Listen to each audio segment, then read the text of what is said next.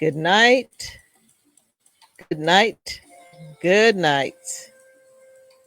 I hope it's a good night wherever you are now. For some of you, it could be morning. For some of you, it could be evening. But for me here in Toronto, it's the early evening. It's just 8 o'clock here. Hope everyone is okay on this beautiful day here in Toronto. Hi, Queen. Hi, Love More. Glad to see you in there. Of course, as we start moving in, we ask people to share with their friends, get comfy. We are listening to the sounds of Calabash. But, great music. I always love to listen to Calabash. Those of you who know me, it's one of my favorite bands here based in Toronto, playing a little Caribbean jazz, led by Anthony Pierre. You know, I'm going to bring them on one day. I keep saying that, but I got to keep up that promise. So grab yourself a nice drink.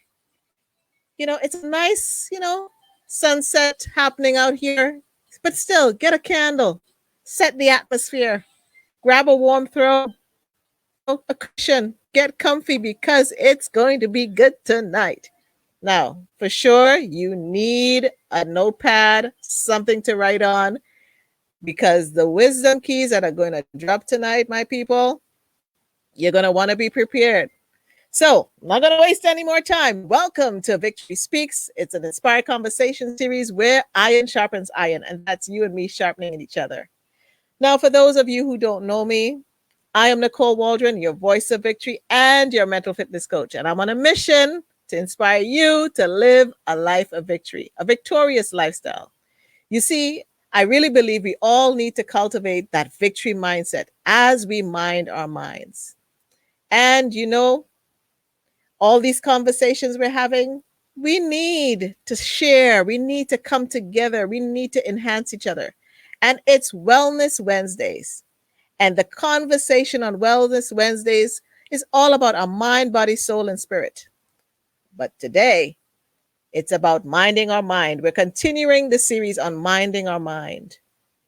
And we can't take care of mental health and being alone. We need to have a village. We need to learn. We need to educate ourselves.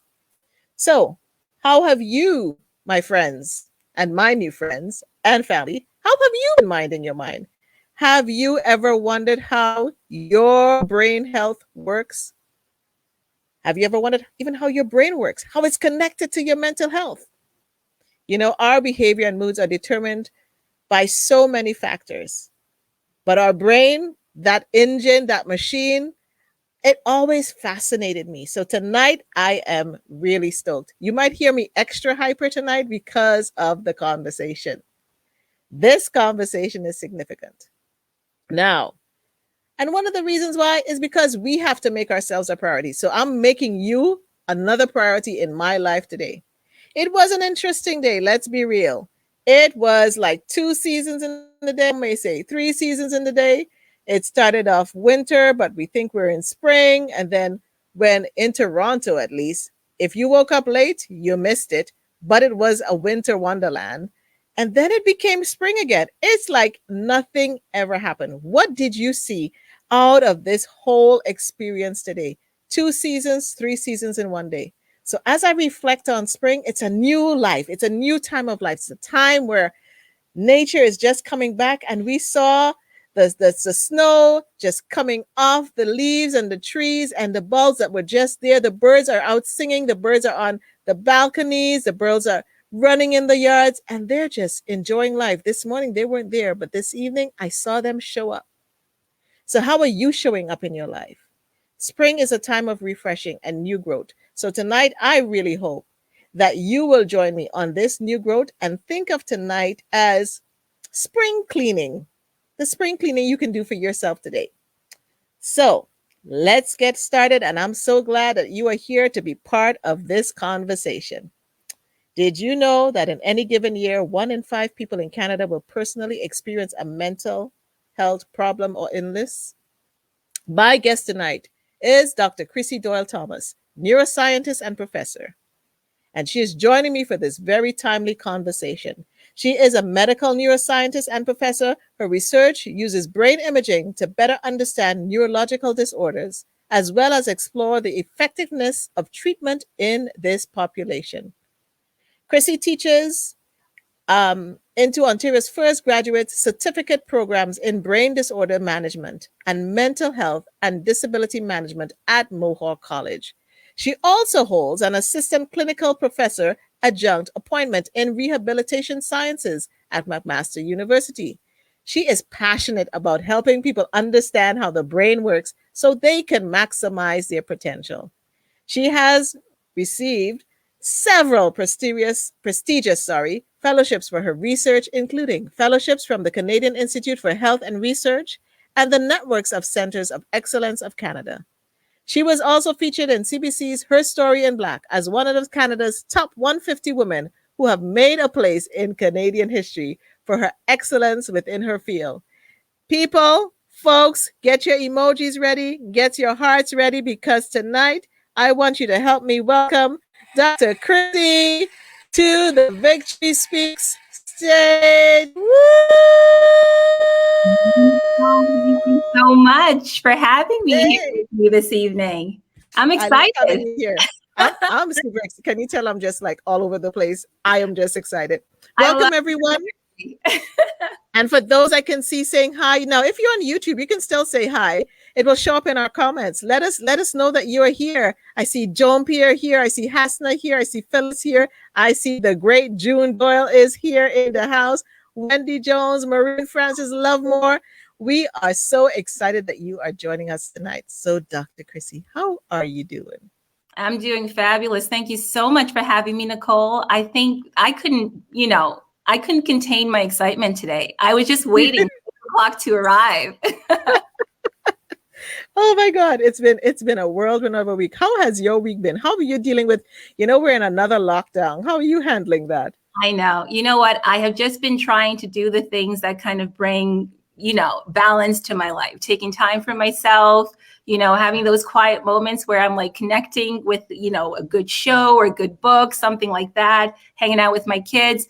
You just have to kind of distract yourself from the chaos that's happening out in the world right now, especially in Ontario. Like the COVID numbers are through the roof. So it's like we have to figure out what else we can do with our time to really kind of not let it all fall apart, right? So just finding those good moments to connect with myself and my family, eat well, get a little active when you can, that kind of thing. That's how I'm passing my time. So what are you guys doing for fun over there in the Thomas household? Well, we're stuck on Netflix, really. It's anything that gets my oldest son, who's 13 this year, anything that gets him out of his bedroom to spend time with me, I try. So I look for movies that are interesting, things that I thought was pretty cool when I was growing up. I'm trying to get him out of his room to watch TV with me. My 6-year-old is a lot more willing, but it's like, come on, let's do something else. We had an Uno tournament last night or the night before. That was another way of trying to drive him out of his room. So, anything and anything to spend time with the family so that we kind of make sure that we're connected. We know how each other's feeling and we're at least taking care of each other in the house. So how are you getting through the challenges with work and them doing homes, because your son is obviously doing homeschooling. Is he homeschooling or is he going to school? Right. Both boys have been home for the entire academic year. Wow. And I have been, it's been a challenge. It's been a challenge because I'm also still teaching full time. So having to kind of support my youngest more so than my oldest, having to support my 6-year-old, he's in grade 1 this year, to, adjusting to technology and also adjusting to this new non-play based way of learning. At the same time as prepping my lectures and doing meetings and marking papers, it's a little challenging. And you're home, so now you're cooking and you're running the house. It's been a lot, but I mean, it's the new normal. It's been more than a year, so I think I've caught my groove. But I'm looking forward to summer. Yeah, I know. Well, we kind of had summer today after winter. I'm just saying. What I love about this, even right now, is you have come to the table here with such joy, with such laughter. How are you maintaining this joy, Krissy? Like, you're just like, it's not even fake joy. You're just like totally bubbly. You know what? It's not easy. It's something that I intentionally do. You know, this time being home, not seeing your family as much as you wanted to, not hanging out with friends as you typically would. It's been really difficult.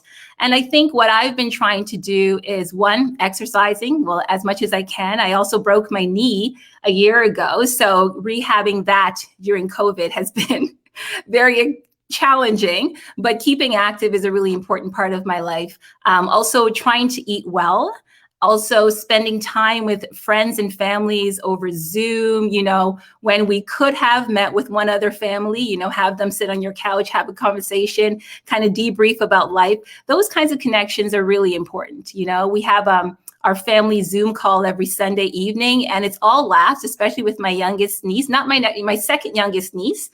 She's 4, and she is Madam Chair of the Zoom call. So that brings us a lot of laughter on Sunday. So I think just finding ways that we can still connect with loved ones and friends, finding ways to make sure there's balance by eating well, exercising, doing things that you find fulfilling is how I've been trying to, you know, keep a little bit level-headed when things seem chaotic. Nicole, you're on mute. Thank God you told me I'm on mute. I muted myself and I didn't even know I muted myself accidentally. So who inspires you to live this life of vibrancy that you do? Well, I think a lot of people, and also life itself. I've had some times in my life where, you know, just looking at the news, and even within this past year, looking at the news, looking at what's happening, you know, finding, just reading stuff, that kind of thing, you get discouraged, and you feel like, how can we find meaning in all of this? How can we really bring ourselves back to a productive space where we can make sure that we are still contributing at the best that we can, bringing ourselves to the table every single day in the best way that we can? So I think that is just more of a deliberate decision that you've got to find a way to be resilient during this really difficult time in our world and in our lives, right? And other than that, finding kind of inspiration in your family, in your friends, you know, knowing that I need to stay on top of things for my kids, making sure that we're all living through a pandemic, right? So making sure that my kids are seeing my joy so that they aren't robbed of their own. Or if they're feeling down, they feel like, you know, I can go to mommy and talk to her about it. I think that's a huge piece of inspiration for me, just making sure that I'm connected for my kids. And then also being there for my family, right? And we all have our ups and downs during this time of lockdown. So making sure that we are there for each other when we need to be. So it's finding inspiration in the small things, and it's the people connection that's important. And just making sure that you show up as best as you could, whether it looks like a 10 on one day and a 4 on the next, just show up to the best that you can, and it will be okay, because there'll be people around you to kind of support you through that.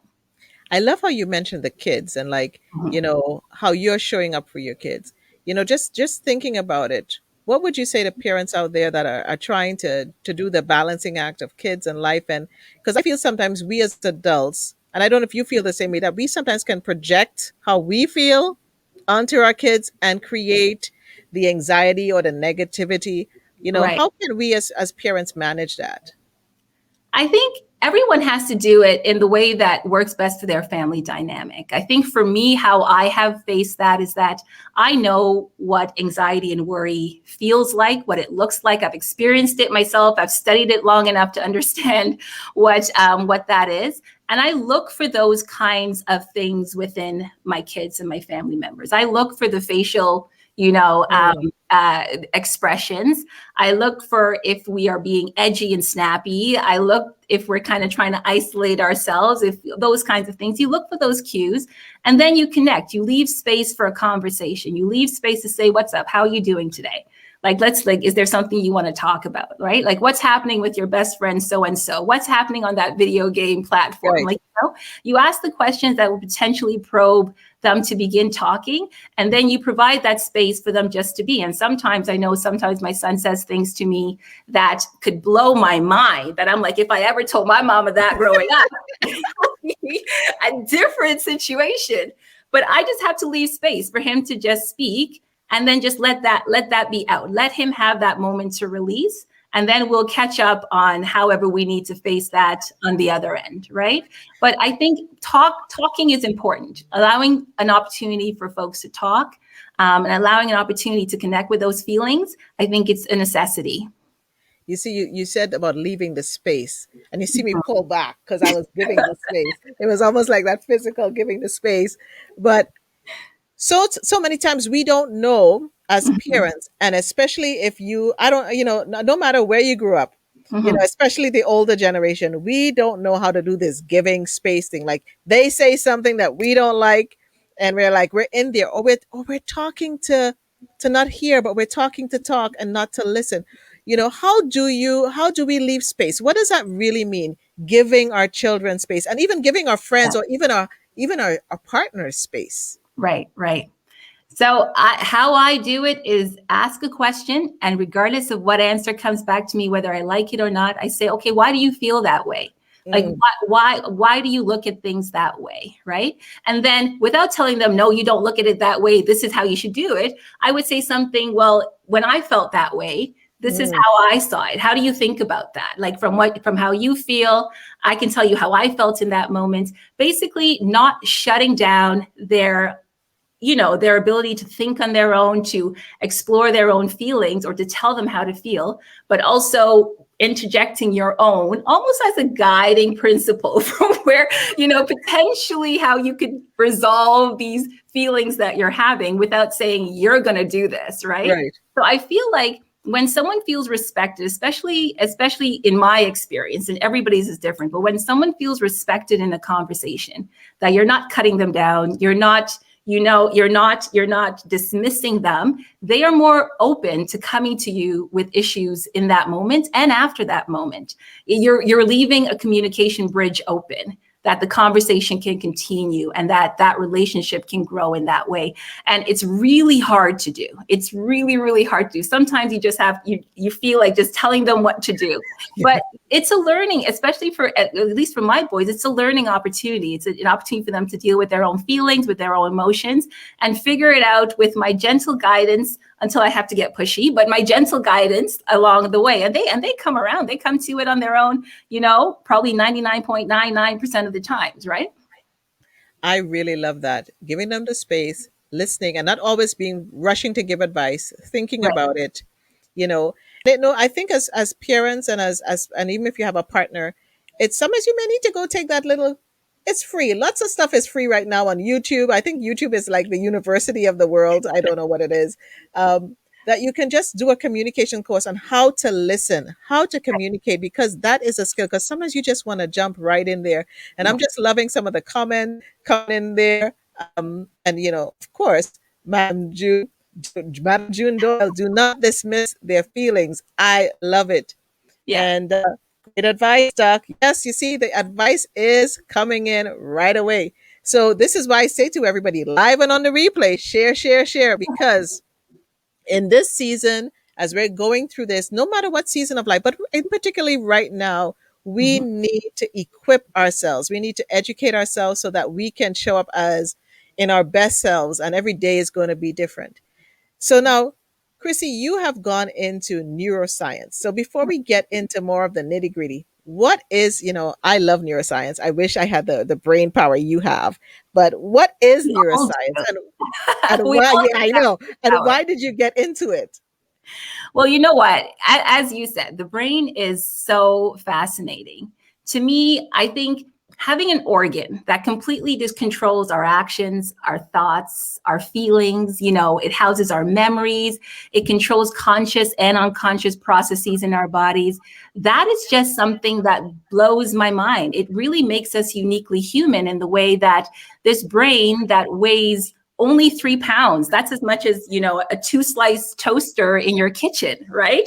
It weighs 3 pounds is what's controlling everything about who we are, how we experience the world, how we love, how we laugh, how we just cope with things, right? And that has always been fascinating to me. Understanding that, this thing that is what, less than 2% of our body mass is actually creating my existence. It puts me at awe. And for me, that was very intriguing. I think at the onset, it was understanding how this organ brings about different kinds of disabilities, particularly when in my childhood, it was about an illness of my sister, right? She was born prematurely. She was deprived oxygen at birth. And that kind of led to a lot of developmental delays in her life. And it was seeing how my family had to cope through that really kind of ignited what's happening in the brain. Like how do we understand this in a way that would help my family for the next steps, right? And then as I continued studying, I was like, okay, if I can help my family with this information, there must be other families that are also asking questions for their own loved ones and how they navigate through sicknesses, brain-based disorders, how they navigate through that to find the right solutions. Because if we're not addressing the problem, especially with brain disorders, we're just treating symptoms and our success will be limited. So we really have to understand what that underlying challenge is in the brain in order to bring about the right treatment, the right solutions for that individual.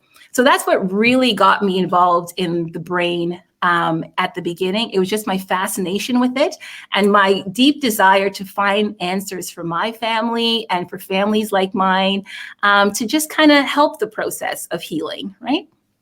I see. Everybody's like fascinated. The brain only weighs 3 pounds. Yes, the brain only weighs. It's the master. Listen, the brain. Like, okay, so before we get deeper, just so people can get an understanding, I'm so excited. Can you just give people a little snapshot of, the frontal lobe, that kind of stuff, how that works and what's responsible for what's the thinking, the emotions, all that kind of stuff? Of course, we can definitely do that. Now, let me add, not only does the brain weigh 3 pounds, but there is 100 billion with a B brain cells in that 3-pound organ. Just imagine this little thing, and there is so much power in it. It is just the most phenomenal thing to understand that, these little wires, these little brain cells that are there are connected in such sophisticated and complex ways to make you who you are. And it's only 3 pounds. It's less than 2% of your body mass, of your body weight. It's phenomenal. So in all, we have 4 lobes, right? We have our frontal lobe, which is the front of the brain. And it really is where we do the most sophisticated work. It's where we problem solve. It's where we think about directions, how we make decisions. It's where we kind of figure out how to navigate conversations, right? What is the most respectful way? How to assert yourself, those kinds of things. That's where what your frontal lobe does. It's where we think. It's what's uniquely human. Animals don't have that capacity to the same way that we do. So that's really where being human makes us the top honcho in that food chain, right?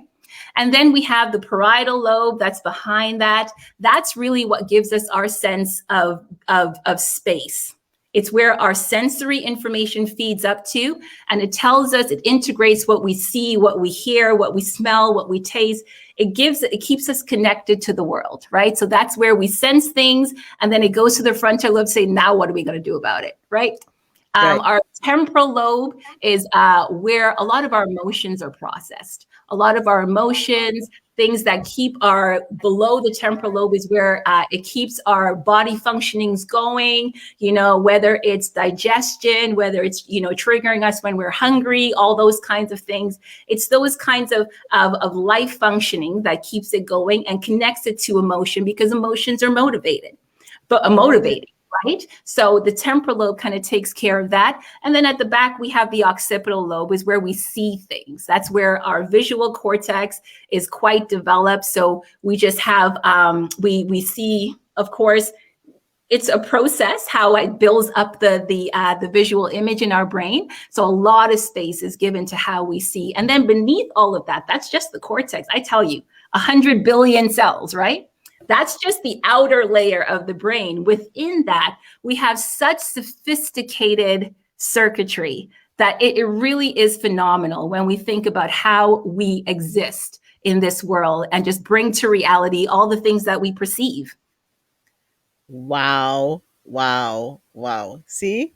Are you guys happy? Are you guys fascinated? Show us your heart. Show us your thumbs up. Let us know what you're thinking. You're just getting a little tip of the brain. Okay. So how does the mind and brain work?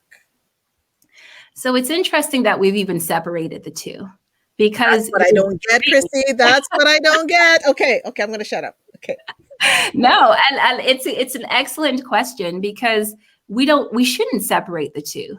Like, our mind is a manifestation of our brain. Every single thought that we have, every single emotion that we have, it's because of neurons working together somewhere in the brain in a network to make a thought occur, or to make or trigger an emotion, or to feel a feeling. It's your brain working. So your brain and your mind are the same thing. And I think for a long time, because we have thought of it as two separate things, we have begun to create almost like a fear of our mind, especially when we get into mental illness and mental health, because we don't understand how someone can't be right in the mind, right? Come on now. Or something like that. But the mind is the brain. So we have to know that this is anchored in very physical processes that take place in this very physical organ that makes it easier to heal and to fix, right? When we come to mental illnesses and mental health altogether. Oh boy, they're loving this. I love this. Love this. Yeah. Joan Pierre's like, I'm speechless with hearing the breakdown. I'm glad you are, Joan Pierre. Not much leaves you speechless. I'm telling you, this is good. Wendy's loving it, as we've been a while since my counseling classes going through this. Wendy's getting refreshed as a counselor and as a teacher. So, why do we need to understand the value system of the brain? So I think when you say value system, what do you mean? Um, when I say the value system, let's just say the value of the brain and what it brings to us. Okay. Because people don't understand, it sits in our head. Yes. And it sits like this, it sits there is it in water, right? Yes, it's in spinal cerebral Tell them fluid. tell them about that. It's in water. Okay, tell them about that first. Very fancy water, but it is in water. Yeah, because when you shake your head, yes, and somebody gets like a concussion, people don't understand what happens to the brain. Maybe let's explain that, because then I think they may understand how valuable the brain is. And people just think when they hit their head, it's like hitting their hand. And what's the difference? Where's the brain sitting? It's sitting differently than the rest of the body. Yes. Well, super interesting, because the brain is so protected. There are 3 layers of protection between the skull and the actual brain. And then it's in water, right?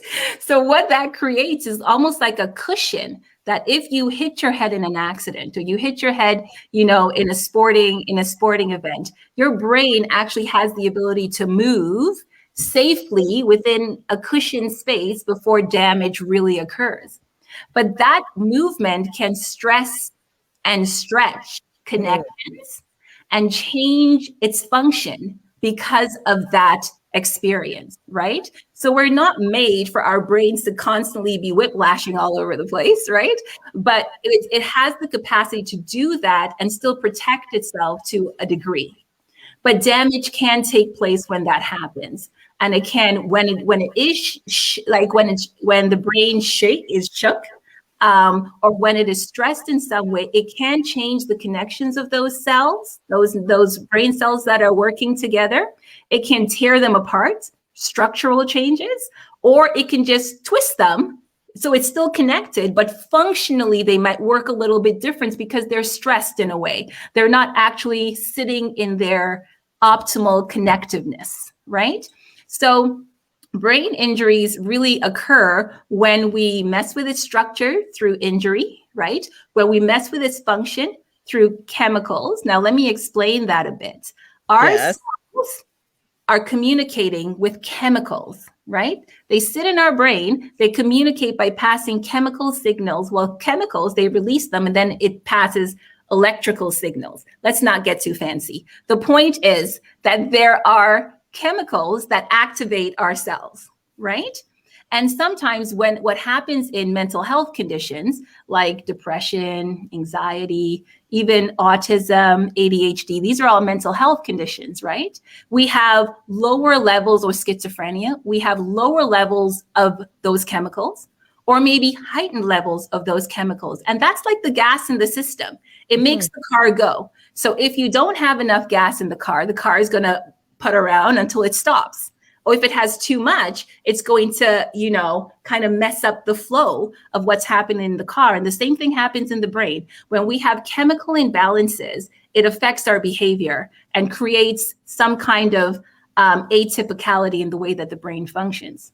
That's only chemicals. It also changes in other ways, right? Right. Everything could be fine in the brain in terms of the connections between the cells.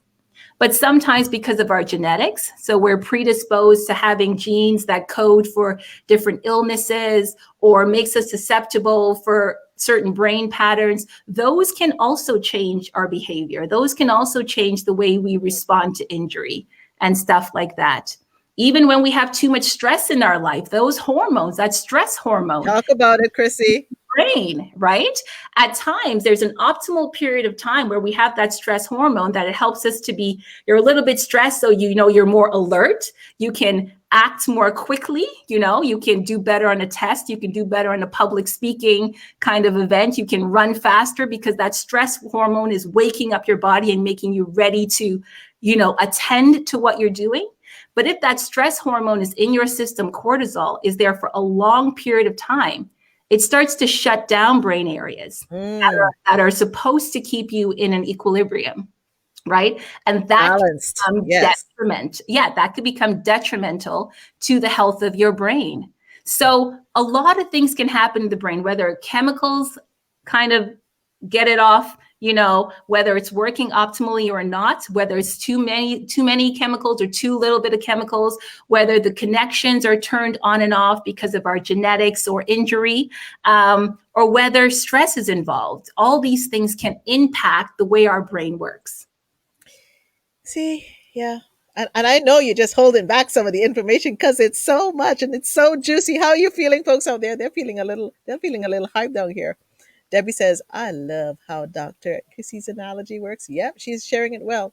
And so when we talk about the brain being affected by, so we know by trauma, so it could be like an accident, it could be through continuous hitting in sports like that. And I really like how you touched on the fact of stress. And stress can change the brain. And we start talking, I guess this is when we start really getting into maybe neuroplasticity of the brain and how the brain can heal and how it can change.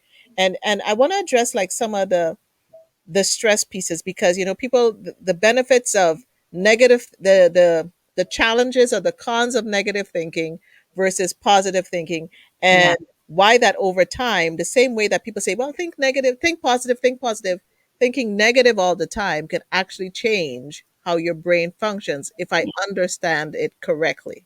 Yeah. It definitely can, right? Our brains are constantly changing, and they change because they're cells working together. So every behavior, every thought, every emotion, everything that we feel, it's because we have cells that are talking together, right? Once we practice a behavior or practice a thought, whether positive or negative, or have a feeling, those connections that underlie that behavior, that thought is reinforced. And every time we do it, they keep firing together until they lay down a foundation that it's impossible to break. Well, I shouldn't say impossible, but it becomes very difficult to break. It almost becomes hard wires because those cells are now connected. They are absolutely there supporting that behavior in very automatic ways, or supporting that thought pattern in very automatic ways. So if you tell yourself enough times you're not enough, you're going to start believing it because those cells have been wired to keep that as the truth, right? Right. And same thing with positive thinking. When we do affirmations, when we have, certain things that we say to ourselves, the more we say something and believe it's, the more we are reinforcing those brain connections to say, this is my representation of success in your brain. And every time you give me more energy, I'm going to believe it a little bit more. It's going to get stronger. And that's going to be more automatic to be brought on from time to time. So that's why when we start to, we have to be very aware of the things that we're saying to ourselves and the things that we're thinking and how much we're reinforcing it, because the more we do it, the stronger those connections become, the harder they are there to break. That's why when people start to go to therapy and they start to challenge, irrational thinking, or they start thinking about, questioning if their thinking is the right way, it takes so long to change that, because we're really peeling away the connections of those brain cells to make new connections. And that's going to take some time. If you've reinforced that and made it solid through repetition, it's going to be difficult to break that connection. And that's why they say a habit takes 21 days to form or so, because you are reconditioning your brain cells to fire in different ways once you are changing a behavior or changing a thought pattern or changing a way of looking at life, right? So we have to know that thoughts are real entities in our brains. It's really how brain cells communicate is a thought. And if we break it apart, it's going to take time. When we're building it, it's going to take time. But whatever we reinforce is going to be there to stay for a pretty long time. I love it. And thank you so much, Krissy, because you're so like making so much sense and you're explaining it in such an easy way. And I remember, and I know you know her very well because you probably studied her, Dr. Carolyn Leaf, talking about it. This was the first time I really started to get the understanding of, how the stems work and the things that form this, like, it's almost like thorns and thistles forming on the stem cells and the dark matter that can happen in the brain, dampening your thoughts. And so I really like that. And I remember, and I think it was Dr.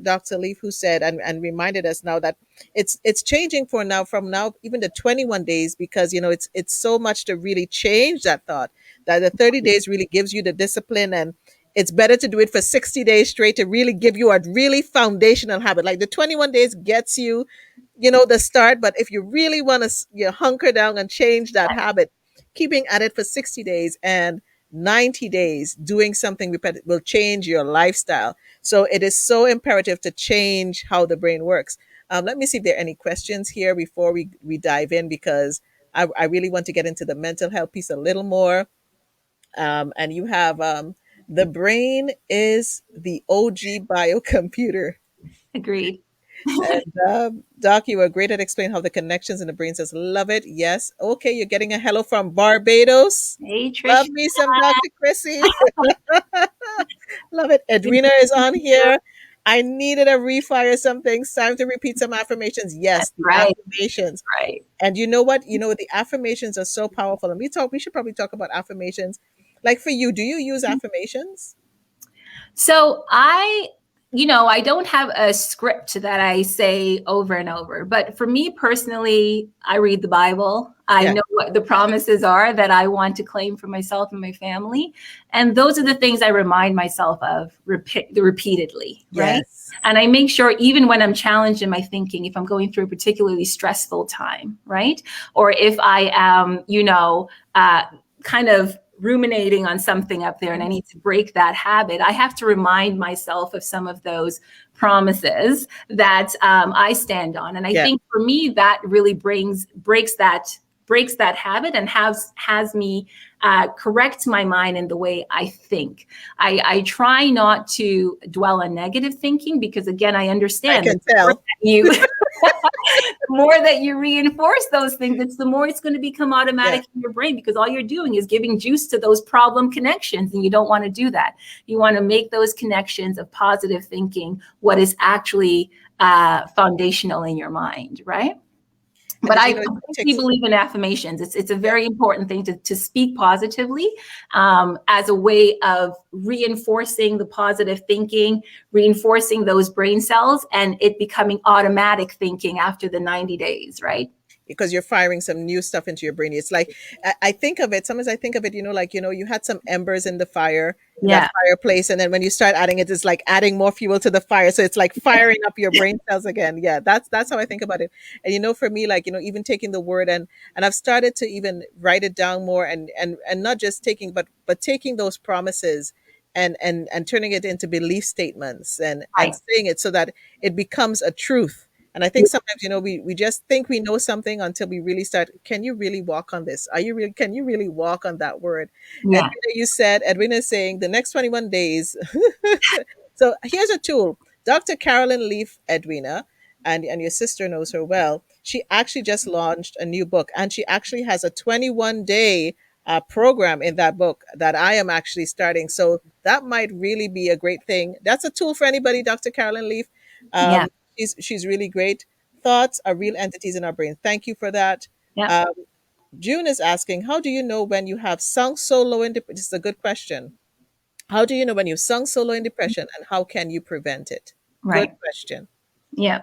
You know what? And it's interesting because sometimes individuals don't know that they are as low as they are. It takes the people around them to say, you know what, something's off. What's happening? Let's talk about this. And I think that's why relationships are important, right?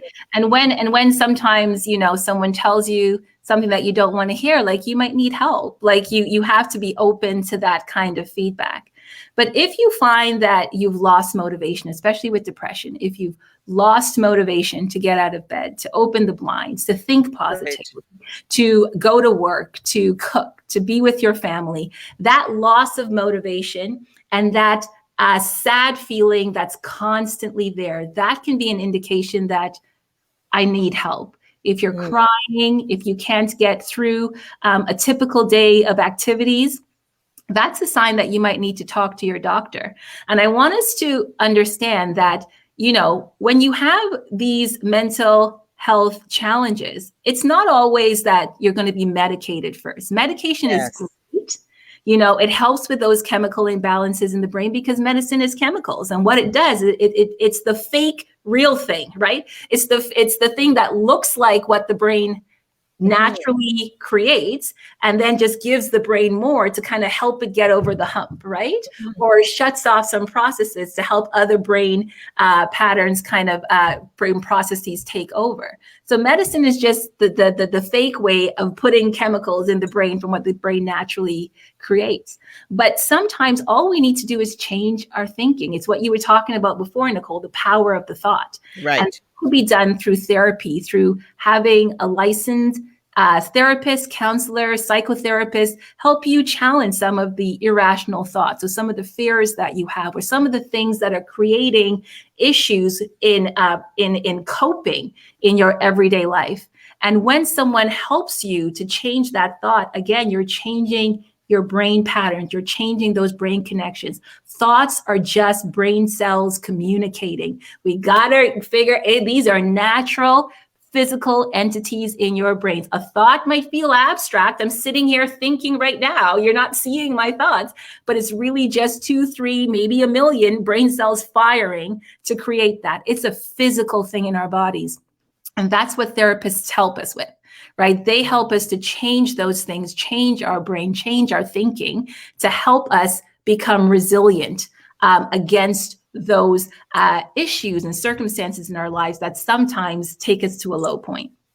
And I guess this is why things like CBT, cognitive behavioral therapy, would Right. work, because and I see that, I've seen some studies in England and some of the leaders in the UK that are really, I know some therapists may not like to hear that. Some doctors, clinicians may not like to hear this, but, and I know it's not for everybody. I know it's not for everybody. And I know that everything takes time. Sometimes you do have to take the medication to get you back stabilized before you can even do something like CBT or talk therapy or anything like that. So, that is such good information to know. And you said something there that just stuck with me. When we think about the depression and the thoughts, and with the question, the stigma comes in. Do you think that, because when I think about the medical community has not really, I think, done the brain justice. I think they have, like, given this valuable organ that is the master behind our mind, the mastermind, Yeah. and not connected mental health to the brain. Yeah. Yeah. And I'm sitting here and I get more upset when I think about it, because I think this could help with the stigma. Right. How do you think we can really deal with the stigma when we think about the brain and mental health? Right. I think One is understanding what it really is. First, to begin, if you need help, if a loved one needs help, you have to be their advocate, because the same way physical illness has a medical intervention is the same way brain illness. And we've realized that the mind is the brain, right? So brain illness, being mental illness, has an intervention. Can you say that again? Brain illness being mental. Yes. Say that again. Brain illness has an intervention. Brain illness is the same as a mental illness. Mental illness has its roots in a brain process that went awry. Right. So we can fix it the same way we can fix a broken knee, the same way we could fix diabetes or heart conditions. It's the same way we can fix mental illness. It's just a manifestation of the physical brain needing some support. Right. And we have to take away the abstractness of the mind and anchor it in our knowledge that the brain is the physical part that is the mind. Okay. So to take away the stigma, I really believe we have to truly understand that physical illness has a medical intervention. Brain illness has a medical intervention too. And we can, with the right supports, with the right professionals, people can be supported, whether through therapy, whether through medication, whether through a combination of both, and also changes in lifestyles. We're talking about wellness, okay? Nutrition is so very important to brain health. Okay. When the things that we eat is what our body uses to synthesize the chemicals for the brain. So if you're eating the wrong foods, it's going to affect the way that your brain works, because the brain doesn't have the fundamental material to build the chemicals in the right way. So nutrition is very important. Exercising, that is the easiest drug for brain health, because it releases those pleasure chemicals in your brain that activates those pleasure centers, those centers of goal-oriented reward. Those networks are activated when you exercise. And that is such a powerful agent against mental illness and mental challenges, right? These kinds of things are really important when we understand that things within our everyday lifestyle has the power to help our brain stay healthy. We have more of, the equipment that we need to kind of do it before we even need an intervention from a medical team. Right. So nutrition, exercising, natural supplements, these things can create the building blocks for the right chemical composition in the brain to support brain health. And then knowing that if you do feel off, it is not that you're weak. It is not that, you can will that away. Right. It's something that needs a doctor. If you broke your arm, you're not going to sit there and say, oh, it will heal itself. Let me just sit here and pamper it a bit. Like, it's not going to happen, right? Don't be afraid to go to the doctor if you feel that something is off, right? And we have to get comfortable with doing that. And we have to get comfortable with supporting our families and loved ones if they seem like they are a little off, or if they're telling you that they're not okay, that you say, I got it. We'll go to the doctor. We'll figure this out, because it's a real thing. The brain just needs a little bit of help. I love that. And I thank you for saying that, because the stigma is real. The stigma prevents so many people from getting the help that they need, because they think that they're weak. And that was a really big word, that they're weak, that, they can just think it away. And even though your thoughts are part of it, sometimes it's not as easy of you doing it by yourself. It takes help. So go get the help. And I guess when you talked about nutrition, and you talked about exercise, I'm thinking laughter would be a really good medicine. What is the importance like things like laughter and stuff when we think about our brain health and wellness? Laughter is very important. Finding that's all part of finding balance, right? That activates, we literally have something called the pleasure system in our brain. And it is activated when things that makes us happy, we engage with them. Those lights up that network. It's in the frontal lobe. It's that part that makes us uniquely human, right? It lights up that network. It makes us seek it out more. So think about when you watch a really good comedy, you're like, I'm going to that show the next they come in town. Because your brain makes you seek it out more. It's also the mechanism behind addiction, right? Because when you get pleasure from something, your brain seeks it out more. So whether you do it in a healthy way through laughter, through exercise, through something that you enjoy, if someone does it through how a drug or a substance makes them feel, they can seek it out more. It's the same thing that the brain sees, right? When you're happy, regardless of how you got there, it's the same thing the brain sees, and it makes you want to do it more. So we just have to know that we have to find healthy and safe ways to activate that pleasure center, to bring balance in our lives, to maintain that.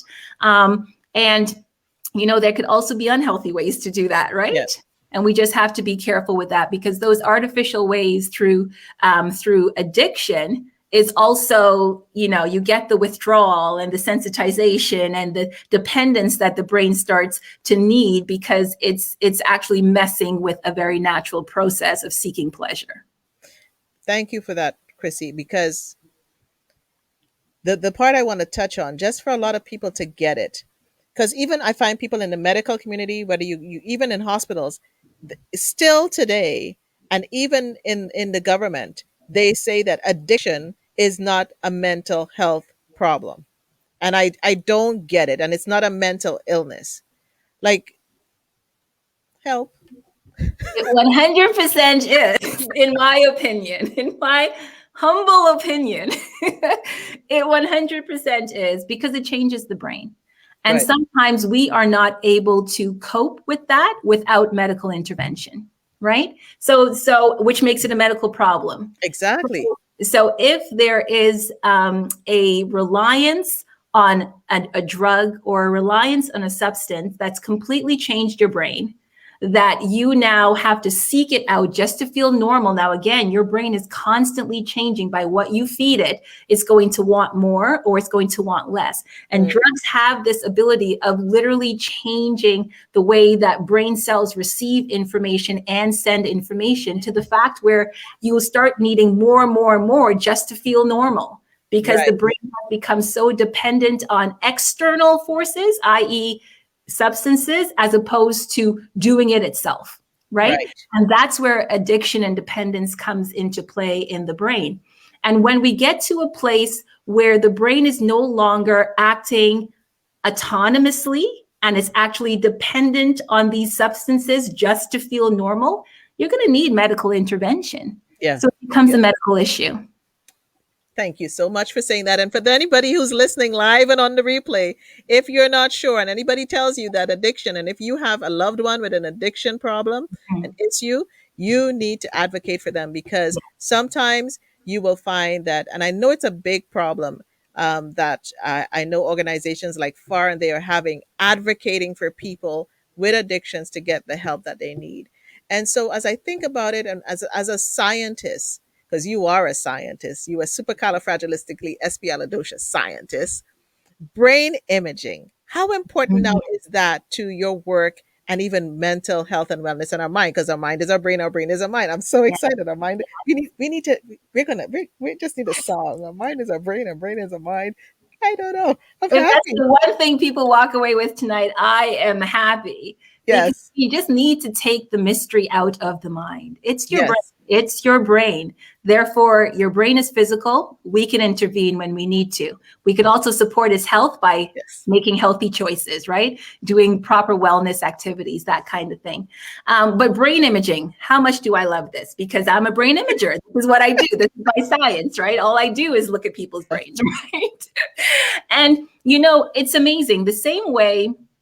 And what I loved, Nicole, is that you shared this with me earlier. The same way, though, you shared an article that you saw earlier that made me think about this. When we have a broken bone and we go to the doctor and they take an x-ray, what they're doing is they're looking inside the body to see where the issue is so that they know how best to intervene medically.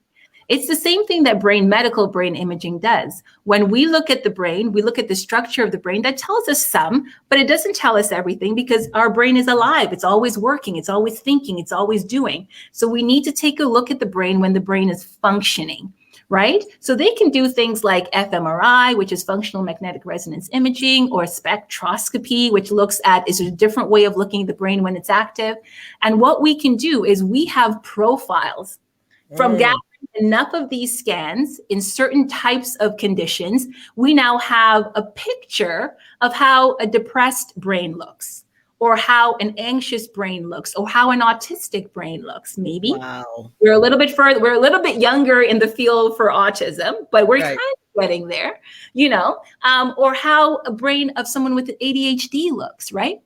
Or how the brain of someone with schizophrenia look. We have these kinds of reference points that we can then say, okay, this person potentially has schizophrenia because this brain area is not lighting up as much as it needs to when this behavior is happening, or this brain area is lighting up too much than compared to typical activation. So what we pretty much do is we take scans from a typical population. We don't say healthy, we don't say normal, because what is healthy, what is normal, right?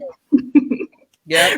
So we take scans from a typical population, and then we take scans from folks who are diagnosed with a particular diagnosis, and we say, how are these different?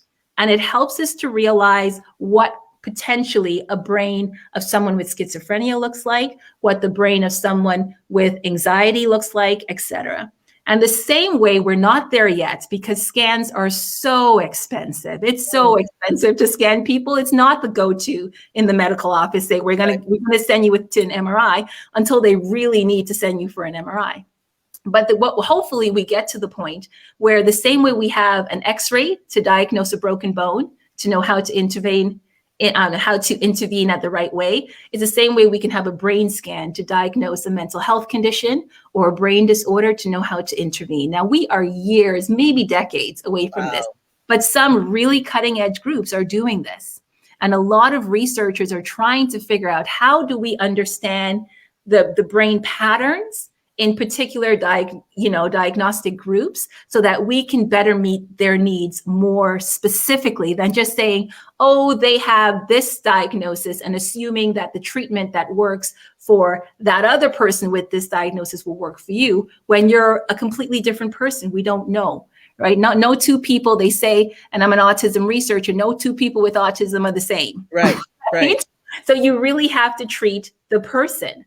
Right. So hopefully we get to the place where we can use brain scans to help diagnose and guide treatment. And I know that science is trying to get there.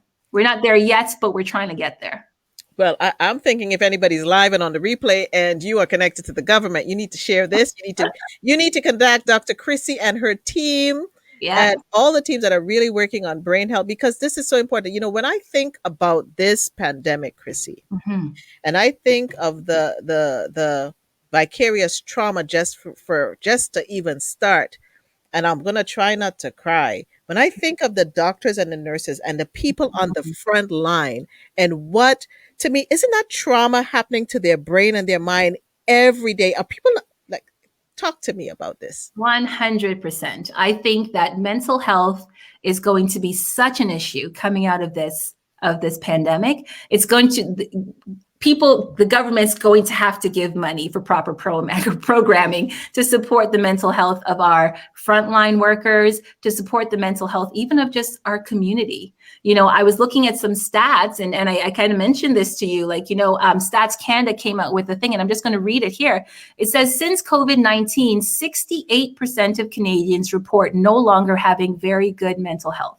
Wow. That is almost 7 in 10 people, just the general public. We're not even talking about frontline workers, just the general public are no longer thinking of themselves as having good mental health. So this pandemic, and it shows you that how situations in our lives, highly charged emotional situations, have a way of impacting our brains the hardest. And the reason it does that is because, like if we believe in like evolution and survival of the fittest, if things are threatening your life, you want to stay away from it to protect the propagation of your genes, right? That kind of thing. So these kind of emotionally charged events make you fearful. It sends you in, fight and flight mode to kind of protect yourself. And I think the community has been terribly impacted by this. 7 in 10 people, come on, like we're all kind of suffering here. And somebody in your household is affected by it. Somebody in your household. Exactly. And frontline staff, they see it day in and day out. So I strongly believe that coming out of this pandemic, our frontline workers, they're going to have to get the right mental health support to kind of cope with the reality that they had to face for over a year at this point. It brings me to this point. Joan Pierre just asked a question, which is what I was thinking of Sojourner in my head. With all this information in the medical community, why can't they all speak about mental illness as an illness and connecting it to the brain? Like, Yeah. I'm flabbergasted that they're not making this connection. And I don't know if the government makes this connection. What challenges do you find as a scientist, a mastermind teacher of the brain and how it works, and knowing the connection to mental? What challenges are you facing, even just trying to do you find you have challenges convincing your colleagues or other clinicians about this? Yeah, it's interesting that you say it. I think we've come a ways. We're getting better, but we're not there yet. So we're moving in the right direction. As you mentioned in the intro, right? Like, I am teaching into right now the first of its kind, a program, the first of its kind in Ontario for mental health and disability management. So the government is dedicating some money to educating healthcare professionals. What I teach into is a graduate level certificate program. So we have community workers, we have healthcare providers who are students of mine, and we talk about this. We talk about mental health and disabilities management. We talk about supporting the community, how to be more sensitive to it, how to support not only people who are diagnosed with mental health and disability, but we talk about supporting their families too, because caregivers even experience a substantial stress just from caring for someone who has a disability. So I think that there is movement in the right direction of the government giving money for programs such as these, and also supports to different organizations, whether it's, the Canadian Association for Mental Health or other, similar programs. But I think we have to become advocates for this. We have to self-advocate. We have to advocate for our loved ones. And we have to force people to see that your mind is just your brain. And the same way we can fix other organs in the body is the same way we can fix the brain with the right supports. I think when we get around that thought, I think a lot more energy will be put behind this. What would be so if you were talking to the premiers all over Canada, all the premiers, we were in one room, we're having a conversation, we got all the senators, and we got the prime minister and their staff. What message do we want them to get? What was some of the messages that we need them to get tonight about investing in brain health, in understanding the brain, in supporting mental health and wellness? Right. First, I think, one, we have to invest in our youth. We have a big mental health. Our biggest suicide rates are in young people. Our biggest addiction rates are in young people, that 25 and under. Those are the years between 14 and 25 are the years that people experience the most burden from mental health, whether it's financial burden, emotional burden, relational burden from their relationships with their families. So we've got to work on really creating resilience in young people. We have to be proactive. We can't be reactive. We can't just fix when we're sick. We have to create wellness programming. We have to support mental health and wellness from the onset. I think focusing on youth is a very, very important thing, giving money towards programs that focus on youth. The next thing, supporting not only people who have diagnoses and people who are feeling low, but supporting caregivers. We underestimate the stress and the strain that caregivers are under when they're supporting someone with a disability. And we lose a lot of those folks to depression, to anxiety, to chronic stress. And then it's like a snowball effect, because then they too begin to have physical ailments, because the brain is physical, it's connected to a physical being. The rest of the body is going to get affected sooner or later. Anxiety, the stress. Come on. I'm the prime minister listening to you right now, and I'm going to take notes. So I think these are the two big pockets, right? We are right now doing an okay job where people when they have a mental health illness and they are ready to be diagnosed, we can care for them because they have said that they have that. But the folks who are not accessing care, we need to target them. It's the young people and it's the caregivers. In my opinion, those are the two big groups. And then we just need to make sure that people take away this stigma away from asking for help when you don't feel okay. We're not saying that you need a prescription. We're not saying that you need therapy. It might be as small as talking to a friend and saying, I don't feel okay. Let's just talk. Just the act of releasing that negative energy gets it out of your body. And that might be all you need. Exercising is another way of releasing that negative energy, get it out of your body. You know what a cortisol cry is? A very emotional cry. So cortisol is that stress hormone. Right. And there's a new thing that we call a cortisol cry. When you're super stressed out and you cry that emotional cry, do you know that in those tears are cortisol and other toxins that your body is releasing? Wow. That's why you must never tell someone, stop crying, let them cry. Your body is helping them release those toxins that are poisoning their system, right? So these are things that we can do. Let's look at the youth. Let's look at caregivers. Let's create more supports around destigmatizing mental health. And then we're on our way. We're going to have more work to do, but that's a good place to start. That is a phenomenal place to start. And I was actually having that conversation when I was talking to a group at Stella's place today, and we were talking about, caregivers. And one of the things, there are two things I really feel that need to happen. And for anybody listening from the government right now and insurance companies, actually three things. As soon as you have a loved one in particular, we find supports for people and empathy for people with cancer, with heart attacks and stuff. Yes. But in particular, is if you have a loved caregivers for anyone with a disability, they should have immediate free FREEE access to counseling to manage their mental health and wellness. Because right now you have, if a family member, a caregiver, they have to find a way to get counseling. And the free counseling, I'm sorry that some of this being offered, you're getting a different person all the time. Mm-hmm. So yes, some programs have been created through the pandemic, but those free programs, you sometimes you need some consistency. Sometimes you don't want to talk to the same person all the time. I get it. But sometimes we need to invest in this other piece.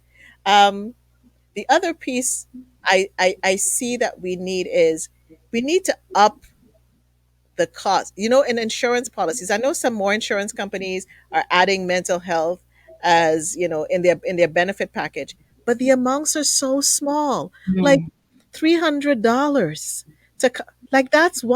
that's what, 2 visits to the therapist? Like, seriously? I just really wonder. I just don't get it. I just don't get it, Krissy. I just don't get it. And I'll leave the third one for now. I'm looking at a comment here. I'm trying to be good today because I'm passionate about this.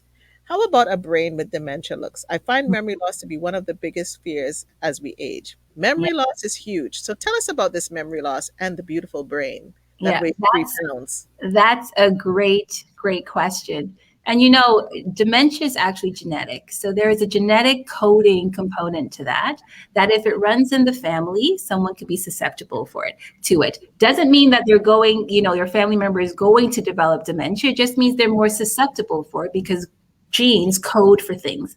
But interestingly enough, how we interact with our environment and aka our lifestyle, can protect against that because we're also changing the brain through our behaviors.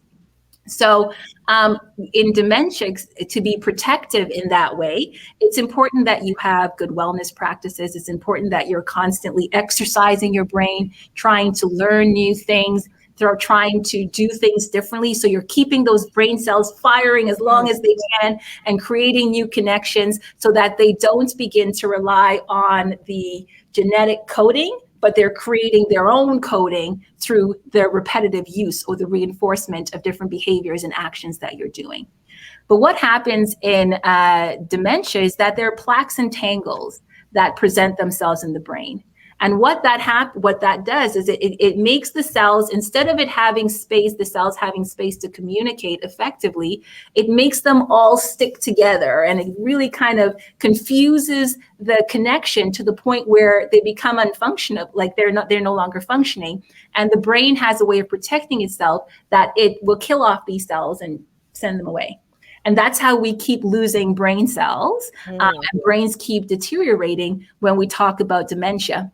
It really does progress in a very typical way. So you kind of know what kind of behaviors or symptoms that you see manifest first, and then it kind of goes and goes and goes until it kind of affects the entire brain. But it's really those plaques and tangles that begin to, instead of the cells communicating in a nice organized way, it makes them all sticky and twisted, and then they no longer are working as they should, so the brain gets rid of them.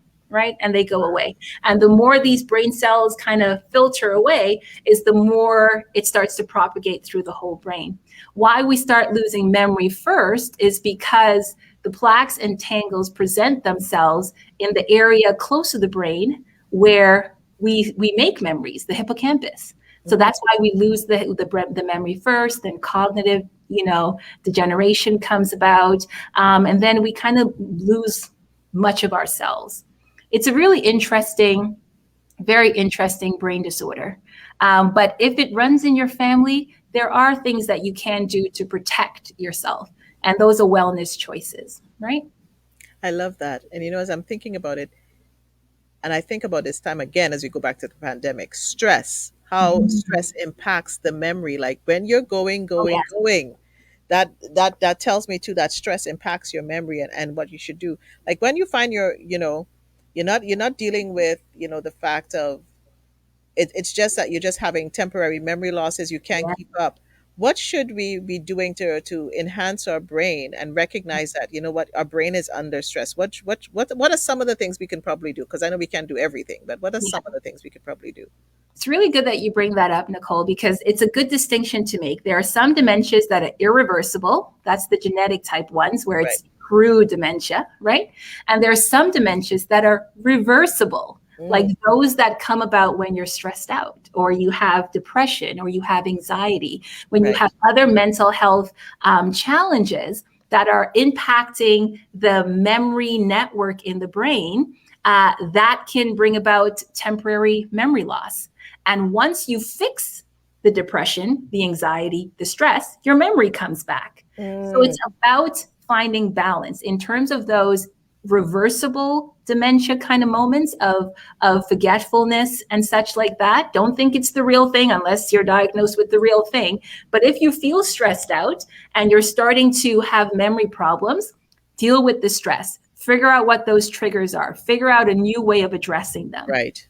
Exercise, eat well, see your doctor, see if you can have an intervention that first focuses on behavioral changes before you need the medication, or go to the medication if that's the right decision for you. But once you deal with the mental health concerns, depression, anxiety, stress, those kinds of things, and gets that under wrap, the memories will come right back. I love it. And you talk about nutrition a couple times and supplements. What are some good supplements for the brain and for our brain health in particular? Well, interestingly, I love everything natural. I like you to eat well, right? Yes. I can't really tell you supplements, but I could tell you, of course, there are some, you can always supplement anything. Omega-3s are excellent. Your brain needs that, right? Other berries, leafy greens, those kinds of things, nuts. These are the kinds of foods that really help you with that cognitive processing. It gives the body the building blocks to which they can then create the right chemicals to help the brain work as it should. So, any nutritionist will probably be better at this than I am in saying these things. I think the fundamentals are omega-3, as you know, leafy greens, nuts, that kind of thing, berries, all those things are really good for the body and really good for the brain. I remember, I don't know how true it is. I remember somebody saying the brain reminds them of a walnut. Walnuts are good for the brain because it's because it's like a walnut. I just want to touch on something quick here. I don't know if it's quick, but suicide. I find people like to say that suicide is a selfish act. Why is suicide not a selfish Let's act? please not say that. I know. But so many, Not 'cause, you know, we mentioned about suicide just now, but so many people are not understanding that suicide is not a selfish act. No, no, it's not a selfish. Some people get to the point where they are so overwhelmed, and we have to realize that this is a brain thing, right? They are so overwhelmed that they cannot talk their brain into thinking, in an advantageous way for them. They need to have that external help to kind of say, you're worth it. What you're dealing with is manageable. We can support you in getting the help that you need. If someone tells you that they are experiencing suicidal thoughts or you see self-harm behavior, you have to say, you know what, this is what I'm seeing in you. I see that you're, cutting yourself, or I hear that you are saying these words. Say it back to them. It's almost like you're going to be their mirror to reflect as to what you were seeing and what you were hearing, right? And you say this and you say, you know what, sometimes when people do these things, they may be thinking about suicide. And then you ask them, are you thinking about suicide? And you say that word. Do not put the stigma on that word that you are afraid to say it. You say it because that could be life or death for that person.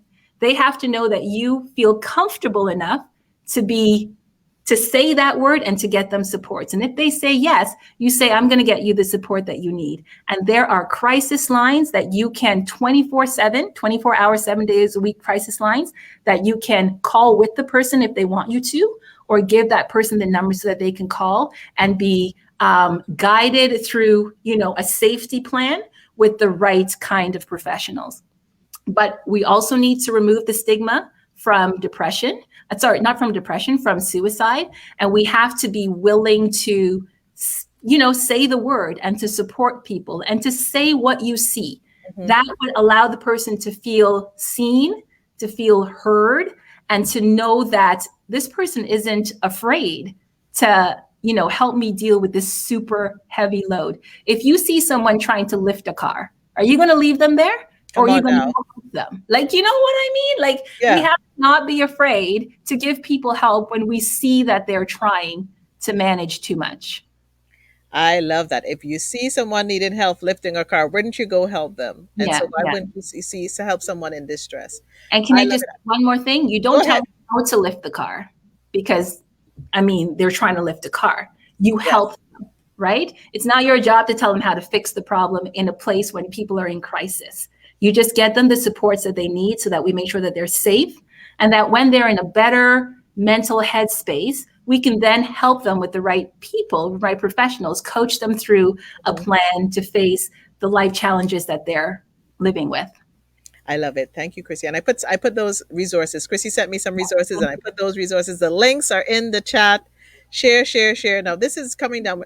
I'm trying to be cognizant of time because Krissy's a mom and she's teaching in the morning and she still has school for her son, her children. Who is Krissy Thomas? Oh, that's my husband. Is he online? I have to check. That's what he just said. I wonder if Krissy looks at her partner and wonders if I wish I could scan and fix your brain. All the time. But that's just because he's so wonderful. I just had to throw that in there. That was so cute. I appreciate that, Nicole. That was great. Yeah, I just had to put that in there. The comments are coming in, the questions are coming in, and I love it. So, Krissy, one message, and when we think about the Black community in particular, the BIPOC community in particular, people of color, the Indigenous community, and the stigmas with mental health, what is a message that you would want to share with them so that they can just start shifting their thinking, even having those conversations at home? I don't know if you know, back in the day, because I'm aging myself here, they don't even say cancer, they say the C word. They have this, we don't even talk about it. I have relatives that will say that they have it and I'm like, seriously? And I don't think people realize that even just with our mental health, our brain health, that if you do not tell it, somebody doesn't even know what the genetics are in your family. I think I'm asking two questions because I'm having a conversation with myself and I'm forgetting that you're in the room because I'm thinking about genetics. I'm thinking about hereditary things. but we in the Black community are not having the discussions. Talk to the BIPOC community, I as know. we say. I honestly, and that's why I want to thank you, Nicole, because I think we need more of these. We need more people talking about mental health that look like us, you know? We need more people to see that it's a real thing within being human makes it real, right?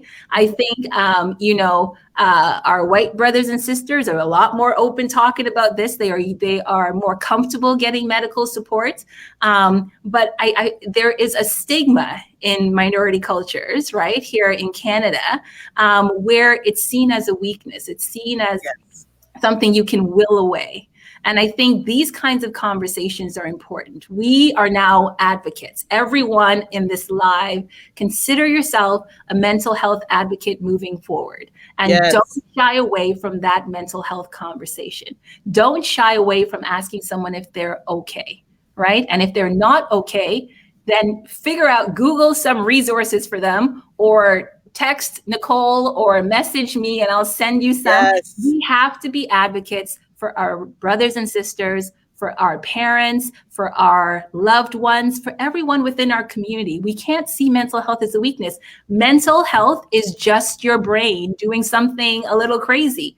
And we are going to help your brain with the right supports, whether it is medical intervention, whether it's just a friend, carrying on a conversation with you, say, let's talk. It's about releasing that energy, taking it out of your body, putting it into the space so the person no longer feels like they're carrying the burden alone.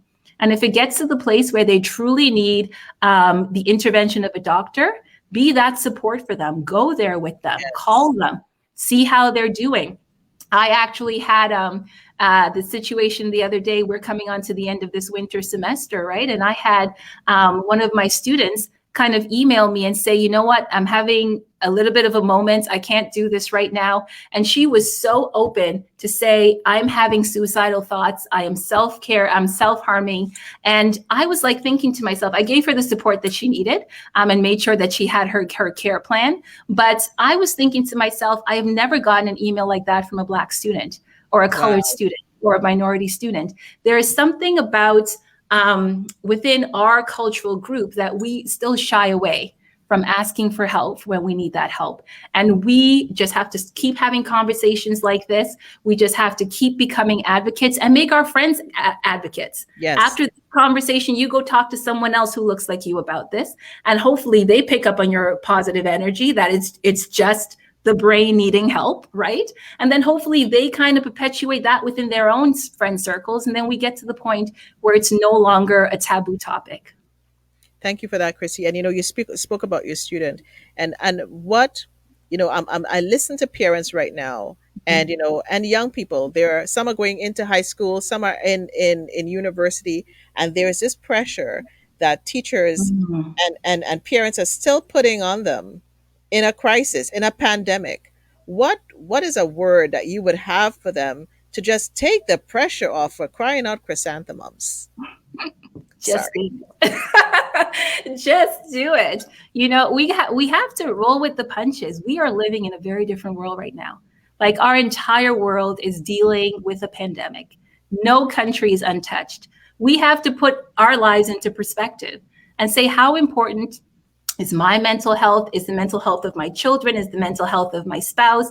How important is that in pushing academically or pushing business when the entire world is coping with something that's killing people in the thousands, in the tens of thousands every day, right? We just have to gain some perspective.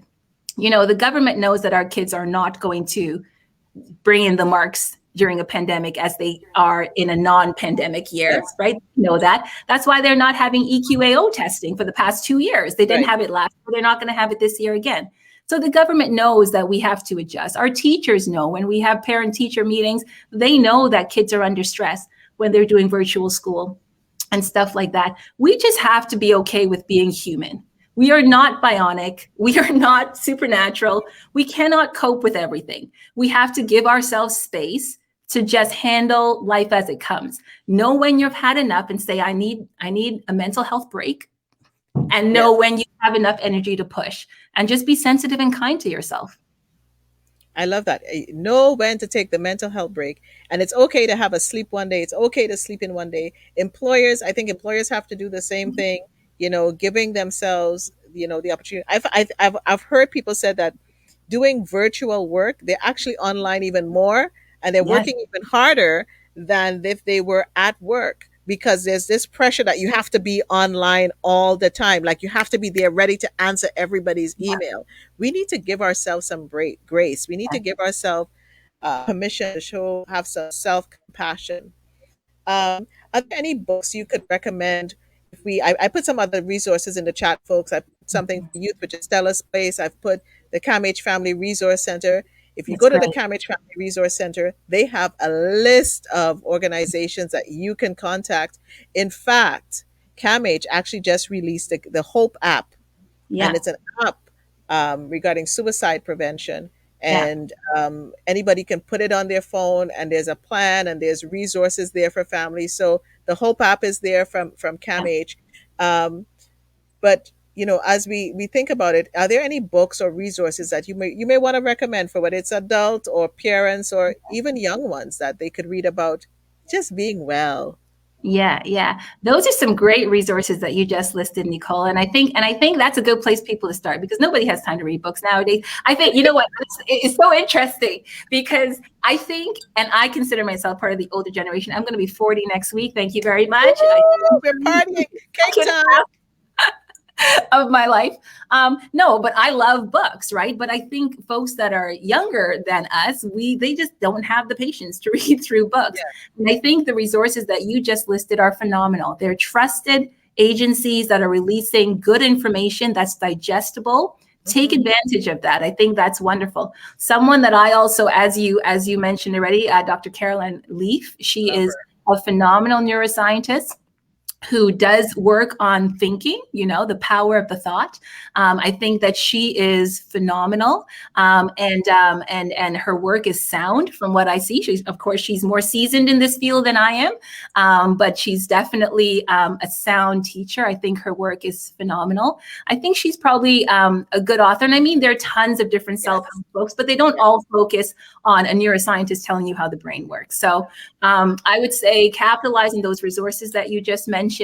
Go check out Caroline Lee's books and just kind of stay on top of what the government's doing for mental health supports. Yeah, well, we're hoping they're going to be calling Dr. Krissy Thomas and Mohawk College and all the work that you guys are doing and funding brain scans. So it should be a norm that we're doing the brain work and the brain work with all the different hospitals and getting the education out there. So let's get into some fun stuff as we wind down here. And let me ask you some fun questions. Well, it may not be fun, but I'm just going to inquire some more about you. What does victory look like for you in your life? Because this is a Victory Speaks show, so I got to know what victory means to you, Krissy. Yeah, for me, I think victory means wholeness. I think in terms of knowing that I have lived a life that I am proud of, I've made the right decisions. I have helped my kids to live a full life where they are happy and they are the best versions of themselves and they are pushing, as hard as they can towards their dreams, whatever that might be, where my husband feels supported, where the people who are connected with me feel loved and appreciated and seen when they're with me. That's what victory looks like to me, because I think it's about the people connection. And when, my mom's always talking about when she leaves this earth, that has rubbed off of me. But when I leave this earth, people aren't going to remember my degrees. They're not going to remember my accomplishments. They're going to remember how I made them feel and what I enabled in their life. So things like this, where I can help in talking from what I know to help a family, to help an individual, that's important to me, right? Because you're leaving hopefully with some kind of nugget of truth today that will make your life a little bit more informed or a little bit better in some way, right? Or if my son leaves and he feels that hug and kiss from mommy was just hit the spot, that's all I need. Right? So victory for me is making sure that people within my sphere feel seen, feel heard, feel that I have supported them in some way. And I just love that. That's my cousin. She's a phenomenal doctor in the States, Canadian, but in the States. You need to talk to her. Anyway. Okay. Connecting after. Thank you, Sam. But that's what victory looks like to me. Awesome. So now that you're going to be turning the big 4-0, and you're going to be even more bold and brass and coming out there, and your sister says, "Happy pre-birthday." If Thank I you. could sing, I would sing to you, but I can't. What would you say to your 20-year-old self, Krissy? Things will get better. Yay! I think, when I was 20, I was finishing my first degree, I think. And, you have different focus, you have different goals, you have, it's the push to be great, which is a good push, right? It's the push to be competitive. And sometimes you lose yourself a little bit. I didn't lose myself because I'm still here, but you do feel the pressure to show up in ways that, it could sometimes take a toll on your mental health. And I would hope that young people, educating themselves to go to establish careers and stuff, they would know that just keep your eyes on yourself for a second and make sure you're doing it in a healthy way. Don't push to the point where you're sacrificing yourself.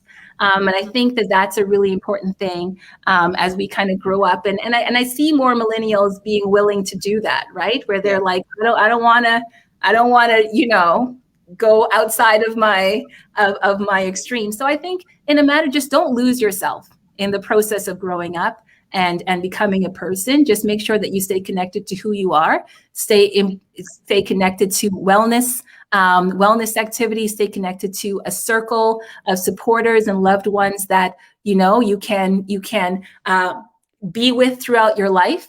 And then you will be okay. You will be just fine, and keep doing what you love.